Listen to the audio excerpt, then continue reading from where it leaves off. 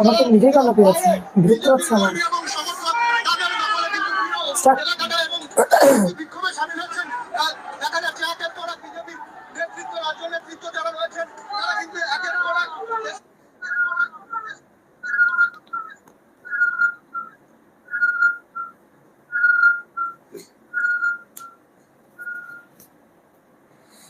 Start.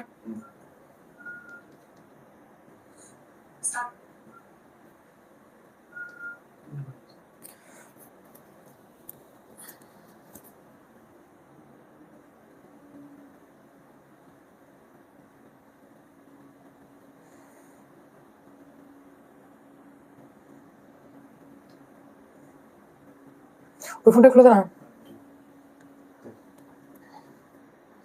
এতটা বিরক্ত লাগছে আর এতটা খারাপ লাগছে, আমি নিজের ভাষায় প্রকাশ করতে পারছি না। মানে কতটা হিংসাত্মক, কতটা মারাত্মক করে এরকম ঘটনা ঘটে একবার ভাবুন। একবার ভাবুন কতটা হিংসা, কতটা কতটা খারাপ অবস্থায় গেলে এরকম মারাত্মক ঘটনা ঘটে। আমি ভাষা পাচ্ছি না, আমি ভাষা পাচ্ছি না। কি বলবো আমি? সৌজন্যতার রাজনীতি কি বলবো আমি? হিংসাকে সাপোর্ট করি না কি বলবো আমি আপনাদের সামনে? আজ এই রাত্রে আমাকে খবর করতে হচ্ছে যে শুভেন্দু দার পিএ চন্দ্রনাথ রথকে এইভাবে খুন করে দেওয়া হলো। এটা হচ্ছে সৌজন্যতার রাজনীতি। আর যে জায়গায়, যে এলাকায় খুন করা হয়েছে সেখানে তৃণমূল কংগ্রেস জিতেছে। আজ একবার পরিস্থিতি ভাবুন, যদি তৃণমূল কংগ্রেস জিততো তাহলে এই সরকারটি কোন জায়গায় নিয়ে যেত। আজ তো আমাদের বাড়ি থেকে বেরোতে ভয় লাগবে। আজ যে বদল হয়েছে, 207টা সিট নিয়ে যে বিজেপি এসেছে সরকারে, এটা দেখে ঢাকার পরেও মানে ভাবুন একবার, 207টা সিট নিয়ে বিজেপি সরকারে এসেছে, যেখানে মুখ্যমন্ত্রী হবার দৌড়ে শুভেন্দু অধিকারী এগিয়ে, তার পিএ কে হত্যা করা মানে হচ্ছে বাংলায় এখনো পর্যন্ত কেউ সেফ নেই, কেউ সেফ নেই। যারা প্রতিবাদ করেছেন, আমরা প্রথম দিন থেকে, যেদিন থেকে সরকার পরিবর্তন হয়েছে, যেদিন থেকে এই ইলেকশনের ফলাফল বেরিয়েছে, আমরা সেই দিন থেকে একটাই কথা বলছি যে আমরা বদলার রাজনীতি চাই না। আরে বদলার রাজনীতি বিজেপি চাইলে, এত কর্মী বিজেপির খুন করা হয়েছে তারপরেও রিজু দত্তের মতো তৃণমূল কংগ্রেসের নেতা এসে বলছেন যে আমাকে একটা আবির পর্যন্ত লাগায়নি, গাড়ি আমাকে ছেড়ে দিয়েছে। বিজেপির কর্মী থেকে শেখা উচিত।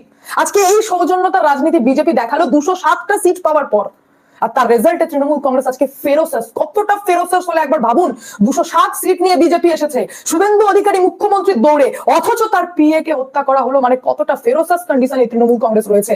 সরকার চলে যাবা এবং শুভেন্দু অধিকারী যেহেতু আজকেই বলেছিলেন যে আমি ফাইল খুলবো, আমি ফাইল খুলবো, তার পরিণাম আজকে শুভেন্দু অধিকারীর পিএ চন্দ্রনাথ দাকে দিতে হলো। দেখতে পাচ্ছেন আপনারা, পুরো মানে এত খারাপ লাগছে, এত ভয়ঙ্কর পরিস্থিতি, যেখানে আমরা চাইনি ভায়োলেন্স, যেখানে আমরা চাইনি মারদাঙ্গা হোক, খুন হোক, মার্ডার হোক, কিন্তু এত ফেরোসাস হয়ে গেছে এই তৃণমূল কংগ্রেস যে আজকে একের পর এক হত্যা করাচ্ছে। আর এটা পুরোপুরি প্রি প্ল্যান্ড হত্যা করানো ছিল, প্রি প্ল্যান্ড। আর সব থেকে নির্লজ্জ আর মমতা ব্যানার্জির এতদিন পর্যন্ত সরকার চালানোর এবং দুষ্কৃতীদের এতটা বার, এতটা ললেসনেস পরিস্থিতি তৈরি হয়েছে যে আজ আপনারা দেখতে পাচ্ছেন যে গাড়িকে থামিয়ে, মানে এটা পুরোপুরি প্রি প্ল্যান্ড। চন্দ্রনাথ দা যখন নিজের বাড়িতে ফিরছিলেন তখন ওনার গাড়িকে থামিয়ে, মানে আরেকটি ছোট গাড়ি গিয়ে সেটার স্পিডটাকে স্লো করা হয়েছে রীতিমতো। স্লো করে যখন স্পিড স্লো হয়ে যায় তখন একটা বাইকওয়ালা এসে 6 রাউন্ড গুলি চালায়, দুটো বুকে এবং পেটে। আর একদম মানে কাছ থেকে গুলি চালানো হয়। আর যে গাড়িতে যে ছিল, যে মানে স্লো করতে, মানে চন্দ্রনাথ দার গাড়িটা যে স্লো হয়েছে, তো ছোট যে গাড়িটি সামনে দাঁড়ালো সেই গাড়ি থেকে লোক নেমে বাইকে বসে ফেরার হয়ে গেল। এটা কি করে সম্ভব হলো একবার ভাবুন। যে আসামি গুলি মেরে পালিয়ে গেছে, আসামি নেই, আজ রাতেই অ্যারেস্ট হওয়া দরকার। না হলে শুভেন্দু দার অলরেডি যে সমস্ত সমর্থকরা রাস্তায় নেমেছেন তারা বলছেন যে দাদা অনেক হলো সৌজন্যের রাজনীতি, আমাদের হাতে ছেড়ে দিন, আমরা দেখে নেব। তো এই বদলা তো আমরা চাইনি। রাজ্যটাকে অশান্ত করে রেখে দিয়েছে মমতা ব্যানার্জির উস্কানিমূলক বক্তব্য এবং এই অভিষেক ব্যানার্জি যিনি নিতে পারছেন না ওনার হার। আজকে কোন পরিস্থিতি গেছে মমতা ব্যানার্জি যে নিজে বলছেন যে আমি পদ তো ছাড়বই না, যা হোক গা, বলছেন যা হোক গা, রাষ্ট্রপতি শাসন যদি রাজ্যে লাগে তো লাগুক গা, আমি পদ ছাড়বো না। মানে এই পদের লোভ এই সরকারে থাকা, আর এই যে একের পর এক সিকিউরিটি তুলে নেওয়া হলো, নবান্নে যে বিজেপির নেতাগুলিকে দেখছেন, সহ্য হচ্ছে না। কৌস্তব বাগচি ওপেন বললেন, কৌস্তব বাগচি ওপেন বললেন যেটা অভিষেক ব্যানার্জি এবং মমতা ব্যানার্জি করিয়েছেন। আপনারা প্রত্যেকে জানেন যে অভিষেক ব্যানার্জি এর আগেও বেশ কিছু তর্কে জড়িয়েছেন, যেখানে একজন ব্যক্তি, আগের ঘটনা আপনাদের মনে পড়বে, এক থাপ্পড় মেরেছিলেন অভিষেক ব্যানার্জিকে, তাকে তুলে কিভাবে খুন করা হয়েছে সেটাও আপনারা জানেন। তার রেজাল্ট কি হলো বা বিচার সেটা আদৌ হলো কিনা সেটা আজ পর্যন্ত আমরা জানি না। আর আজ দেখুন পরিস্থিতি, শুভেন্দু অধিকারীর পিএ কে এইভাবে খুন করা হলো। হ্যাঁ এক্স্যাক্টলি, আমি একটি ভিডিও আপনাদের সামনে চালাই 2 সপ্তাহ আগের, জাস্ট শুনুন একবার। ব্যানার্জি উদার, অভিষেক ব্যানার্জি উদার নয়। দেখুন পরিস্থিতি। মমতা ব্যানার্জি উদার, অভিষেক ব্যানার্জি উদার নয়। অনেক অত্যাচার, 11, 16, সিপিএম এর অত্যাচার আমরা ভুলে যাইনি। বাড়িতে বাড়িতে সাদা ধান পাঠিয়ে দেওয়া হতো।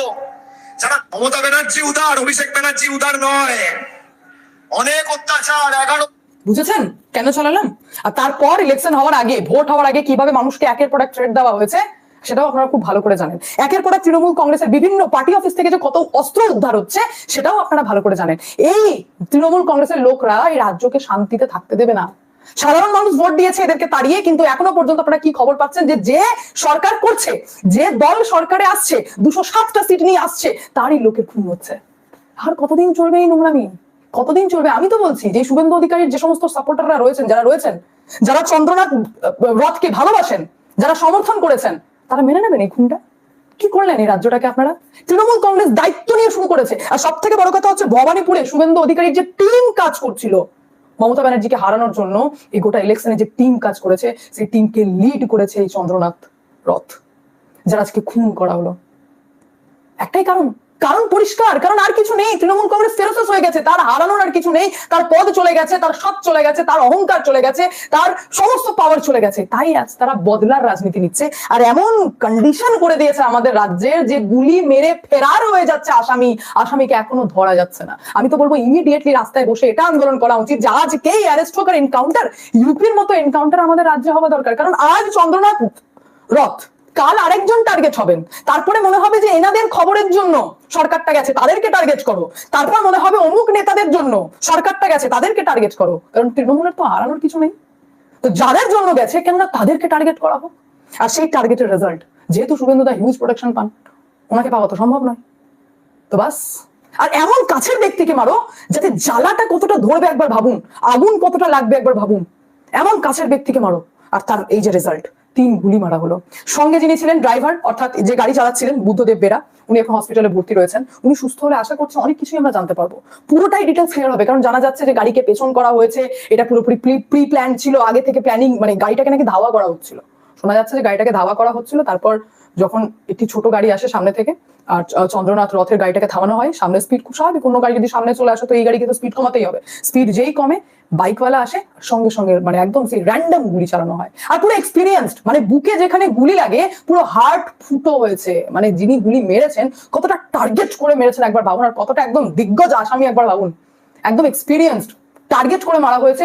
2টো গুলি লেগেছে হার্টে, হার্ট ফুটো হয়ে গেছে, সেই কারণেই মারা গেছেন, এবং পেটে। আর যিনি ড্রাইভার ছিলেন ওনারও গুলি লেগেছে, উনি হসপিটালে ভর্তি রয়েছেন, আমরা জানতে পারবো। কিন্তু অল ওভার কি দেখছি, এটা রাজ্যটাকে অশান্ত করে দেওয়া হলো। শান্তিতে তো ছিলাম, বিজেপির লোক তো অশান্তি করেনি। যেখানে বিজেপির 2-4টে লোক, তৃণমূল, এমনটাও জানা যাচ্ছে যে তৃণমূল কংগ্রেসের লোক যে বিজেপির গেরুয়া রঙের আবির খেলে যদি পার্টি অফিস ভেঙে থাকে তৃণমূল কংগ্রেসের, বা বিজেপির লোক যদি হয়ে থাকে, তাতেও বিজেপিরই এমএলএরা এসে বাঁচাচ্ছেন, বলছেন আমরা এই ভায়োলেন্স নেবো না। তো কি হলো ভাই? ভায়োলেন্স নেবেন না, মারদাঙ্গা নেবেন না। 2021-এও সেম মার্ডার হয়েছে, বিজেপির এতগুলো কর্মী মারা গেছে, আজকে শুভেন্দু তার পিএ কে প্রাণ দিতে হলো। রেজাল্ট, ভবানীপুর শুভেন্দু অধিকারী জিতেছেন। যে টিম গঠন করা হয়েছিল, যিনি লিড করছিলেন টিমটি, শুভেন্দু অধিকারী পিএ, তিনি যেহেতু শুভেন্দু অধিকারীকে জিতিয়েছেন, তার রেজাল্ট এই প্রাণ দিয়ে দিতে হলো। এটাই তো কনক্লুশন। কোথায় আছে সুরক্ষা এই রাজ্যে?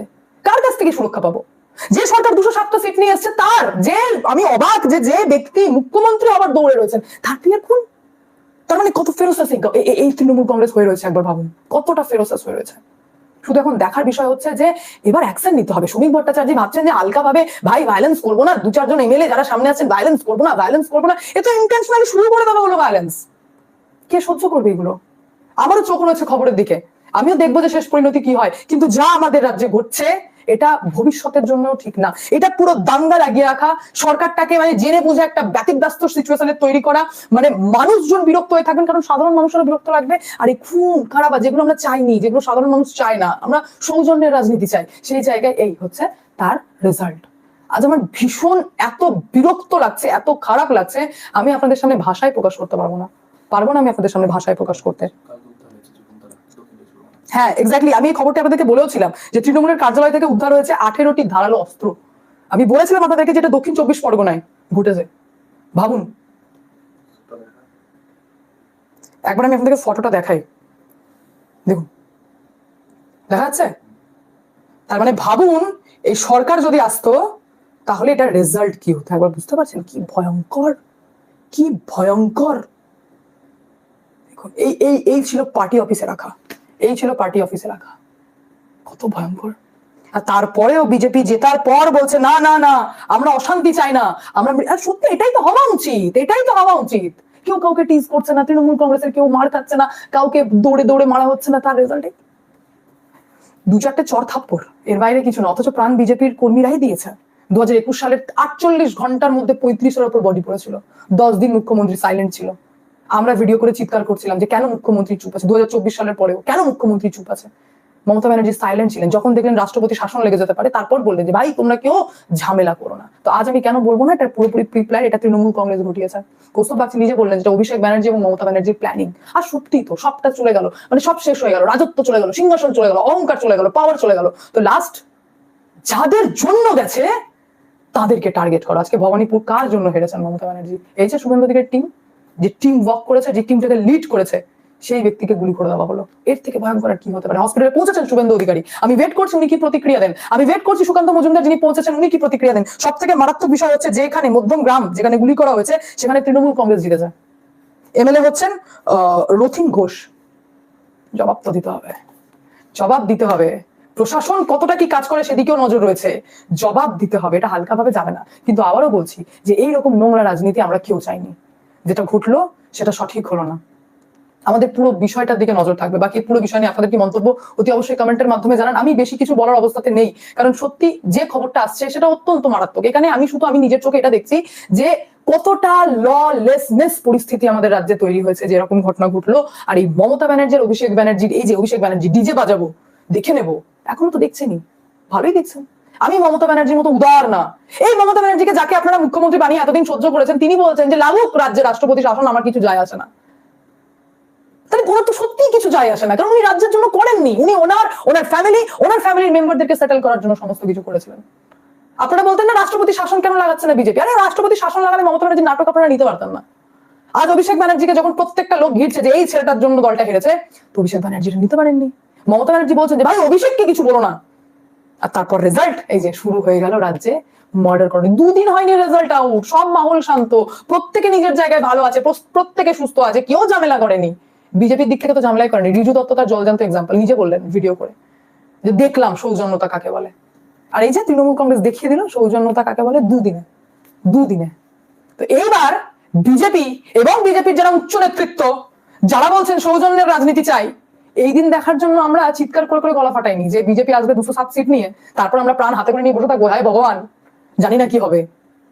হ্যাঁ মানে এর বাইরে আমি কি বলবো? 207 নিয়ে যে দল এসছে সেই দলের লোক মার্ডার হচ্ছে, এর থেকে লজ্জাজনক আর কি হতে পারে?